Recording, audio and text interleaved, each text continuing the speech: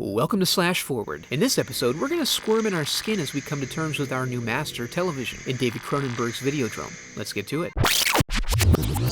We open on a local cable station with a very personalized and specific wake-up call for Max Renn, president of the channel and our main character. He wakes up, grabs a quick and healthy breakfast, and heads to his morning appointment, a meeting in a dilapidated motel with some shady businessmen peddling smut for his channel. His partners love the idea of expanding their audience with samurai dreams, but Max feels it's too soft. From the boardroom to the broadcast room, we find their technician Harlan working to track down an elusive signal. It's stabilized briefly, revealing what appears to be a good old-fashioned snuff film, right in Max's wheelhouse. He then jets off to an interview where his business model involves fulfilling the audience's basest desires in order to compete as a small station. Nikki Brand, his peer, doesn't think this is healthy, and they get into a side conversation while Professor Oblivion talks about avatars and fake names, basically predicting the entire future of social media in 1983. Later, Harlan has been able to lock in on the feed for Videodrome, confirming the programming schedule consists of torture and depravity with no plot lines to carry it through, and it originates from Pittsburgh. Max takes a tape home, which Nikki later selects for viewing. The images turn her on, compelling her to try a few things like erotic ear piercing and hematophagy. Gross! Why are people always licking blood? The next morning, Max meets with Masha, one of his business connections, who offers him up some more lame, softcore garbage. He instead solicits her help in tracking down Videodrome. That evening, Nikki reveals she's traveling to Pittsburgh for assignment and intends to look into auditioning for Videodrome, which he's not happy about. At lunch the next day, Masha warns Max away from his search, having learned that Videodrome is not acting, the torture is real, and its broader purpose delves into some pretty serious stuff. However, he insists on learning what she knows, which leads him back to Professor Oblivion. He seeks him out at a TV-themed mission where everyone gets the gift of a private viewing booth for video consumption. Max finds Oblivion's daughter, who reveals the professor doesn't have conversations. He only communicates via video monologue. So Max drops the word Videodrome and heads out. As he works his way deeper, Max decides he may need some protection, so he unwraps the gun he picked up at the deli right before his assistant shows up, and he finds himself hallucinating. She has the tape from Oblivion, and it seems to be a strange format. He pops it in. Oblivion monologues to him about how TV now represents the new reality, and normal life represents a sub-reality. And then things get really weird as he's summoned toward the now bulging, veiny television, and he complies with its requests. He returns to the mission and is informed the Videodrome signal induces a brain tumor that causes hallucinations. Oblivion was killed by those who would want to use the signal to gain power, and he now lives on in the form of pre-recorded tapes of sufficient variety to allow him to feign live appearances. She gives him some educational viewing and sends him on his way. While he bones up on this, he gets an innocent little belly itch, which turns into a full-on tummy vag in which he deposits his firearm. He then gets a call that there's a car awaiting him downstairs. It takes him to Mr. Convex, one of the parties involved in trying to control Videodrome. He states they want to record his hallucinations for analysis to try to help him. He agrees, and his session kicks off with a vision of Nikki, who becomes manifest in a television on the set of Videodrome. He tries his best to get some better reception, then wakes up next to a bound and deceased Masha. Max calls Harlan over to observe and record the details of his reality, but he finds the bed empty. Hey, problem solved. Now, reeling out of control, he insists on meeting Harlan at the lab to review the most recent tape, assuming it will show his exploits. However, Harlan reveals there was no broadcast to record and actually never has been. He's been in cahoots and has only been showing Max tapes without watching himself, which is why he hasn't been susceptible to hallucinations. The group he works with wants to end the societal rot by broadcasting Videodrome for the first time to the lethargic perverts who watch Channel 83. Max attempts to storm off with indignance, but is offered a pulsating parting gift, and Barry gets a little rapey. Open up to me.